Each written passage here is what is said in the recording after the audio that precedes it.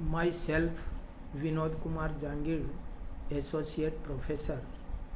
आप सभी का इस चैनल में हार्दिक स्वागत है। मित्रों, आज हम बीकॉम पार्ट फर्स्ट के ईएफएम पेपर फर्स्ट के अंतर्गत उपयोगिता विश्लेषण के अंतर्गत उपयोगिता क्या है और उपयोगिता को कैसे मापा जा सकता है, इस बात की विवेचना करेंगे। साधारणतया उपयोगिता का अर्थ लाभदायकता से लगाया जाता है कि कोई वस्तु अगर लाभदायक है तो उसे उपयोगी माना जाता है। लेकिन उपयोगिता का संबंध अर्थशास्त्र में लाभदायकता से नहीं, बल्कि कोई भी वस्तु लाभदायक भी हो सकती है और हानिकारक भी हो सकती है। दोनों में ही उपयोगिता होती है। अर्थशास्त्र के अनुसार किसी भी वस्तु की मानवीय आवश्यकताओं को संतुष्ट करने की शक्ति को ही उपयोगिता कहा जाता है। दूसरे शब्दों में, उपयोगिता किसी वस्तु या सेवा का वह गुण, शक्ति या क्षमता से लगाया जाता है जो मानवीय आवश्यकताओं को संतुष्ट करती है। अगर इसे इंग्लिश में डिफाइन करना चाहे तो इस प्रकार से वी कैन एक्सप्रेस और define utility is the human wants satisfying power. इसके पश्चात हम उपयोगिता की विशेषताओं पर प्रकाश डालना चाहेंगे। उपयोगिता एक मनोवैज्ञानिक धारणा है, अर्थात यह मनुष्य की भावनाओं पर या फीलिंग पर निर्भर करती है। व्यक्ति की भावनाएं या फीलिंग किस प्रकार की होती है, उपयोगिता उसे उतनी ही कम या ज़्यादा मिल सकती है। उपयोगिता सापेक्षिक होती है, अर्थात यह व्यक्ति, समय, स्थान, वस्तु के अनुसार अलग अलग प्राप्त हो सकती है। इसके अलावा उपयोगिता वस्तुगत न होकर विषयगत होती है, अर्थात उपयोगिता का संबंध मानवीय आवश्यकताओं को संतुष्ट करने से होता है।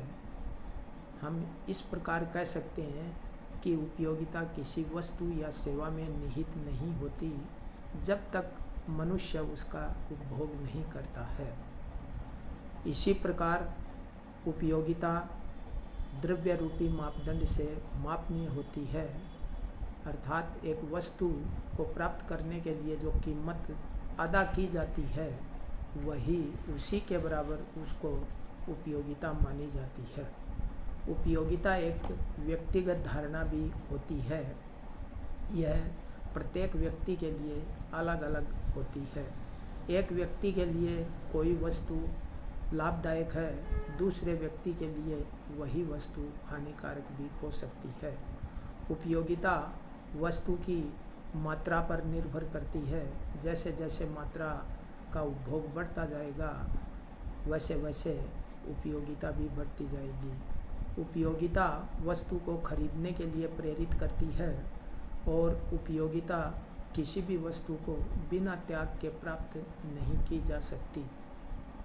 किसी वस्तु या सेवा को प्राप्त करने के लिए जो त्याग किया जाता है, जो बाजार में कीमत चुकाई जाती है, वही उसकी उपयोगिता होती है। उपयोगिता का संबंध नैतिक या धार्मिक या राजनीतिक नहीं होता। उपयोगिता उपभोग वस्तुओं से प्राप्त होती है, बल्कि उत्पादक वस्तुओं से उपयोगिता प्राप्त नहीं होती। उपयोगिता और संतुष्टि में भी अंतर होता है। एक्सपेक्टेड अर्थात बिफोर कंजम्पशन उपयोगिता प्राप्त होती है और आफ्टर कंजम्पशन सेटिस्फेक्शन प्राप्त होता है, अर्थात उपभोग करने के पश्चात हमें संतुष्टि प्राप्त होती है। अब हम इस बात की चर्चा करेंगे, क्या उपयोगिता को मापा जा सकता है। इसके संबंध में अर्थशास्त्र में दो दृष्टिकोण प्रचलित है। फर्स्ट कार्डिनल अप्रोच, गणनावाचक दृष्टिकोण, और दूसरा ऑर्डिनल अप्रोच, क्रमवाचक दृष्टिकोण। कार्डिनल अप्रोच के प्रणेता गणित संप्रदाय के जेवेंस मेंगर वालरस, लेकिन इसके पश्चात इसका वैज्ञानिक और सुव्यवस्थित जो अध्ययन किया था वो प्रोफेसर मार्शल और पीगू ने किया था। इसका श्रेय मुख्य रूप से मार्शल को जाता है। मार्शल के अनुसार उपयोगिता को द्रव्य रूपी मापदंड से मापा जा सकता है, अर्थात इसे गणनावाचक दृष्टिकोण से इसकी गणना की जा सकती है, इसका गुणा भाग जोड़ बाकी किया जा सकता है, इसका औसत निकाला जा सकता है। इसके अनुसार बाजार में एक वस्तु को प्राप्त करने के लिए जो कीमत अदा की जाती है उसी के बराबर उसे उपयोगिता प्राप्त होती है। इसलिए उपयोगिता को द्रव्य रूपी मापदंड से मापा जा सकता है। दूसरा दृष्टिकोण है जिसे क्रमवाचक या ऑर्डिनल दृष्टिकोण कहा जा सकता है। इसके अनुसार अर्थात मार्शल के उपयोगिता विश्लेषण के कुछ कटु आलोचक थे।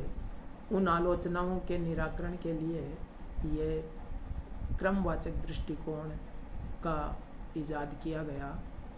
क्रमवाचक दृष्टिकोण के प्रणेता मुख्य रूप से एजवर्थ, पेरेटो, एलन हिग्स और सैमुअल्सन को कहा जाता है। इनके अनुसार उपयोगिता को गणनावाचक दृष्टिकोण से या मुद्रा रूपी मापदंड से मापा नहीं जा सकता, बल्कि दो वस्तुओं से मिलने वाली उपयोगिताओं की तुलना की जा सकती है। अर्थात एक वस्तु दूसरी वस्तु की तुलना में कम, ज़्यादा या अधिक उपयोगिता दे सकती है, अर्थात कम, ज़्यादा या बराबर उपयोगिता दे सकती है। हम एग्जैक्ट नहीं कह सकते कि एक वस्तु से हमें कितने के बराबर उपयोगिता प्राप्त होती है। इसके अनुसार हम जैसे दो आमों का उपभोग करते हैं तो एग्जैक्ट नहीं कह सकते कि एक आम से कितनी उपयोगिता मिली, दूसरे से कितनी उपयोगिता मिली। हम यह कह सकते हैं पहला आम दूसरे आम से ज़्यादा मीठा है, कम मीठा है या बराबर मीठा है। इस प्रकार दो दृष्टिकोण मुख्य रूप से उपयोगिता को मापने के लिए माने जाते हैं।